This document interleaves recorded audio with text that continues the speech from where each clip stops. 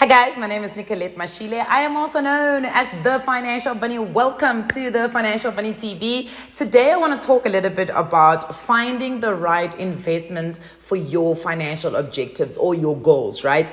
And what I've found is that this year I've had to really do a lot of adjusting when it comes to where I'm investing. A couple of years ago, I was 26 years old. I was making quite a lot of money and I decided that I needed to park my money somewhere. So I went and bought property. In fact, I went and bought a whole lot of investment property and it just made sense at the time because I was still actually in 9-to-5 employment. So I had a salary, security. I was guaranteed a certain amount of money every single month.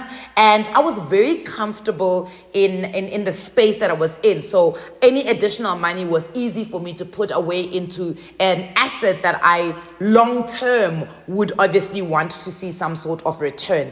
But now, do you know what 2023 has looked like for me? I don't think I've ever been this insecure about money in my life, and it's made me have to reconsider where I'm actually investing. The one day I actually got so upset. So let me tell you a story. So when I did my tax return, I came to the conclusion that actually some of my properties are not making me money. They're actually not profitable based on the city of Johannesburg levies that I've got to pay, or rates, the levies that I have to pay, the maintenance on the properties. And sometimes those properties are sitting vacant. You know, there are no tenants, or I have a tenant who I'm going through a legal process with because they're refusing to move out. Guys, it's just been a mess. And obviously, the other thing is that, you know, when your properties have been, for instance, you've got a 2-bedroom apartment where you've been charging somebody 9,000 Rand, and then they move out, and then now you're putting it on the market, and you're putting it at 9,000 Rand, and no one is budging. Nobody is interested in that rental because really the economic times right now are not looking good for anybody. So you've got to start now compromising. And I guess for some people, sometimes it's like, if I go down to like 7,500, 8,000 Rand, I'm actually going to end up losing. So the headache of actually just even having this property there is it's a nightmare, right? Now, before I get deep into this video, please do remember none of my videos constitute as financial advice. If you are, however, looking for financial advice, please speak to somebody that's certified and registered with the FSCA. So I've had to really focus quite a lot into understanding what is happening with my finances, where are my investments that I do have, and where are they actually not working. Like when I say this year has been so bad, I've had to actually withdraw from 2 unit trusts, and thank God for those unit trusts and being, you know, having the flexibility of being able to quickly withdraw money from them. I even emptied my TFSA at some point this year because really the type of work that I've gone into, and I guess maybe this year I just thought things would be a little bit more easier, and they were not. We're very highly dependent on partnerships, brands, and when they're not coming forth, you start looking, okay, so where is my actual passive income? And a majority of my passive income sat in property. So one, I was absolutely off with my asset allocation because the majority of my investments were sitting in the property space, and everybody knows that the property space is one of the most volatile. Also, it's actually, I found that for the first time how much of a high risk the property market actually is. But the reason why I'm doing this video today is because I actually had a nice financial coaching session with one of my clients, and we're talking exactly about this because she's living overseas and, you know, she earns her money tax-free and she wants to put her money away in South Africa in a certain investment vehicle right now because she feels that when she comes back to South Africa, she doesn't know when that is going to happen because, I mean, in another person's country, you can get kicked out at any point, you know what I mean? When she comes back to South Africa, she wants to be able to derive an income. So naturally, she thought, okay, property will probably be the best thing, rental property. You know, I'm going to derive a rental when I come back and things will look good, right? So I say to her, okay, that sounds good, but have you considered that there may be other options? And the reason for this is that me and you right now are actually kind of like in the same boat. So let me give you an alternative. So we started speaking about high yield interest rate account, right? You would have noticed by now that obviously the Lesetja and the boys, and when I say the boys, I don't mean it's just men, guys. I just call, you know, Lesetja and his boys, can be girls, can be boys, whatever. They have increased the interest rates in the country. Now, the nice benefit of when the repo rate goes up and the commercial rate to borrow to banks and the rate to borrow to consumers goes up it also goes up in terms of deposit accounts. So if you have a deposit account, it means that the rate of return that the bank is going to be giving you is going to go a little bit higher than what you would have had when you actually started and the interest rates were low, right? So that means that the return is actually great. Of course, there's inflation that you've got to keep in mind, but inflation in property is also just as wild, right? So I said to her, well, there might be another alternative. In fact, I am part of a stokvel. And in our stokvel, we contribute money. Now, in our stokvel, we have what is called the 48-hour accelerator at FNB. And let me tell you, we've got a very healthy balance in one of our savings accounts. And we're making close to 12,000 Rand in interest payment every single month on that account, right? And when I say a healthy balance, I'm talking about a balance that can buy you a rental property, for instance, right? And we are deriving an income there of 12,000 Rand every single month, right? So that for me is like, okay, it's now time to start thinking about what potentially can we actually do with this money? How do we reinvest it so that the savings account itself can actually buy us another asset, right? So for instance, we could decide to take that money and go buy maybe unit trust with it, or buy ETFs or individual stocks. So now you're using money from one asset, which is your cash, and you are taking that return that you are getting and you're channeling it into something else. Because obviously as a stokvel, we don't have an immediate need for it. But if you look at her, she may have an immediate need for it, because if she, for instance, gets kicked out of that country or loses her job tomorrow, she needs to come back to South Africa, she needs to have an income, right? So obviously this high interest rate yielding account would be able to give her that income. It's not a great income, but I think you should be fine on 12,000 Rand in South Africa, right? Now, somebody would argue, but a property could also do exactly the same thing. And yes, it probably could. But here are the differences between a rental property and, of course, a high interest rate yielding account. And I'm thinking about it as the two different outcomes that one is hoping to achieve. One, if you are a property investor, if you're a rental property investor, probably one of your biggest outcomes is growth more than income. That's why a lot of people even finance their investment properties. If you're financing your investment property, you probably are not looking to derive an income. You're looking more on tying up some money so that you can get the benefit of appreciation of that property. Because even with the banking sector, it's one of the only assets that the banks are willing to actually give you a credit facility against, right? Because they know that property appreciates. So if you, for instance, have borrowed 900,000 Rand from the bank, the rental that you are charging is 8,000 Rand, so you make 1,000 Rand difference. Obviously it's going to get charged by other rates, but let's assume that no other rates. So you're taking the 9,000 Rand minus the 8,000 you're paying, you have 1,000 Rand. That's not a great income. So it's very difficult when you've got a rental property that is actually financed to even call it an income asset, because it's not an income asset. It's absolutely important to explain that, right? So if she was to go and actually get a bank loan to try and pay off that rental property, if let's say she does not make a move, she's forced to come back to South Africa, but she still owes the bank on that property. So the rental income she's getting on that property is not going to cover, her income, because she needs to pay the installment at the bank. So it cancels that out already immediately. But let's assume she's got the lump sum to be able to buy a property cash, right? So that means that whatever a rental she's getting from the person who's renting from her, she will pay her city of Kuruleni, city of Joburg levies. She'll pay her rates and taxes rather, her levies, because if she buys a sectional title, even with us in a full title, you're paying levies as long as you are in a community of people. And then of course she would need to pay her taxes, right? So she will still get maybe, let's say, 5,000 Rand, which is ultimately what I kind of like net after all of my property rates and levies and all of those things are paid. 5,000 Rand. Now 5,000 Rand is still a good enough payment to get an income. It's just not 12,000 Rand, right? But she would get on a high yielding interest rate with a similar balance that she would use to buy a property. So for instance, if you look at the FNB Money Maximizer account, it gives you a rate in return of 8.25. And the more money you keep in that account, the more they actually give you in terms of a rate of return, right? So now people will be like, okay, we get you. However, there is a deduction when you are buying rental property. Again, that tax deduction that you're getting is on the interest that you're paying back to the bank. So which means that you would have financed that property. So that tax deduction is not a good enough reason for you to go rental property, especially when your objective is to derive an income. Now, the reason why this is because also a high interest rate account is a short-term financial investment. Whereas, in fact, I call it financial investment, it's actually a savings account, but it's a short term.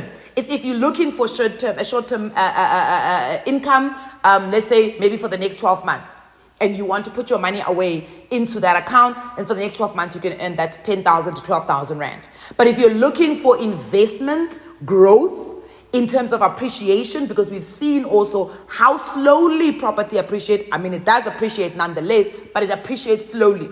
The only way you would get some level of appreciation on the interest account is if you then forego the rate that you are getting back or the interest you're getting back as an income, but rather reinvested back into the account. So if you earn the 12,000 Rand interest, if you want to get the same level of appreciation on that account, you would need to reinvest the money. Now it defeats the purpose of you looking for an income asset. So it means that the cash that's in that account is no longer an income asset. You are now trying to build growth, right? So it's important to understand how these things work so that you can find yourself the right investment vehicles. Because often people come to me and say, yeah, I'm using this investment vehicle and it doesn't really work for what I'm looking for. It's not doing the things that I'm doing. But then when I ask them, what was your objective? And then let's look at what are the options that are available for you. All of a sudden, there is a mismatch in terms of these are actually my investment objectives, and this is what this account, this asset, this investment vehicle is able to deliver.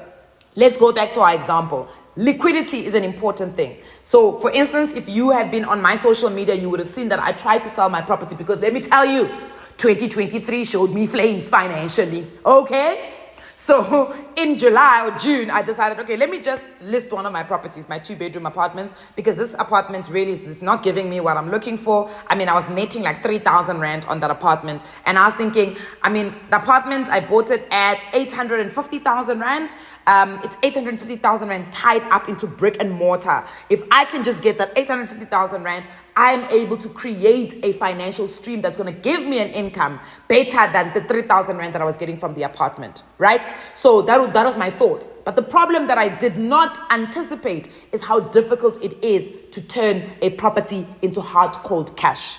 Property is not liquid. It is difficult. In fact, on average, it takes 6 months to be able to sell a property. Now, it's even worse when we're in a buyer's market and the buyers in the market are saying, we have so much choice. We don't really have to buy your property. I can just go down next door and buy someone else's 2-bedroom apartment. It is absolutely difficult. It is one of the most illiquid assets you will ever find. Now, if you look at the comparison, which is a high interest rate account, that's a far more liquid asset. So if you need money and you need big money quickly, you can literally just go into your account and say to the people, if it's a notice account, I'm going to give you guys notice, I need my money.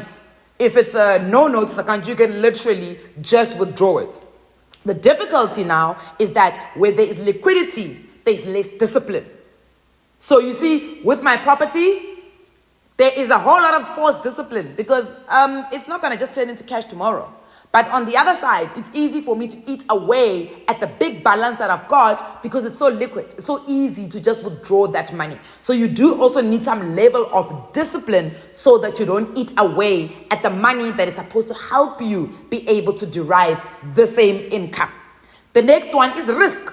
Now, we all know that in the 5 asset classes where you've got stock market, where you've got the bond market, the commodity market, the proper real estate market, and of course cash is actually one of the lowest risked financial instruments, right? So it comes with a low risk unless of course you're doing forex trading. But cash is actually quite low risk, right? So you've got a margin of safety when it comes to cash. Whereas with property, you don't really have one. The reason for this, and I'll give you an example, my properties have been, since my tenants left, absconded in the middle of the night, by the way, in September last year, on the 5th of September, I will never forget, it's been vacant. It became vacant this year in April, a second one became vacant. So that's the huge risk that you've got, is that your property can actually stand empty and nobody is renting it out from you. But there's no way F&B, a money maximizer account, is going to tell me, oh, there's a vacancy on your money maximizer account, so this month we can't pay you your interest. Excuse me? Sorry? How? Kanjani? So that's essentially what you've got to think about. But on the other side, if nobody's renting out your property, you're sitting with a vacant apartment. So you're not getting the income if you paid cash, but also you're not getting the rental income if you need to pay the bank. So you would need to dig deep into your own pocket to be able to pay the bank. Then there's also just a headache. I don't have a headache from a high interest rate account from the bank. Nobody's going to call me and say the lights need to be put on at F&B so we can't pay your interest. I'm just like, no, I'm not interested in hearing that. But thereby rental, somebody's going to call you, Nicolette, the toilet is leaking. And look, I say this with the most utmost respect for tenants. But when it comes to us, it's annoying, okay? So the toilet is leaking. The door is loose. The hinges have fallen off. Oh my God, the geyser is falling. Oh my goodness, the roof, the ceiling is falling. Guys, rental property is not easy. In fact, you have to actually create a line in your budget for your rental property called maintenance, because it will chunk away at a huge amount of your money if you don't do regular maintenance, because the one day the whole toilet is going to break. Forget trying to put silicone on your toilet. Forget trying to patch things with silicone in your basin. The yellow dung can fall. Oh, we don't like this head shower. If the pressure is not okay, now you must change the shower head. Or the door of the shower head is falling off because they did something as tenants, fell on it, and now it's loose. It's becoming loose gradually, and then it falls off. So there's quite a lot of things that you've got to consider when you're going rental property. But as I said, when I started with rental property, it made sense because at that point, I had no need for an income. It made sense. I needed something where I can tie my money up, where it's potentially not going to lose in terms of inflation. So it's tied up. It can keep up with inflation. And Bob's your uncle. I can withdraw when I do sell the same amount of money or even a little bit more than what I bought it at. But if you are looking for an income, then it is important to understand that you might need to look, especially if it's a short-term thing, because growth is long-term, but income is short-term. So you've got to then decide which one actually works for you. The other thing is that, of course, on an interest rate account, you have predictable returns, right? You know exactly how much money you're going to get. They're not hiding it from you. They have to declare it upfront what the rate of return is. This side, you are negotiating sometimes. Sometimes your tenant just doesn't pay rent. Sometimes they pay half. And the laws on this side, where it's rental property, have you ever tried to negotiate with the Pi Act wena?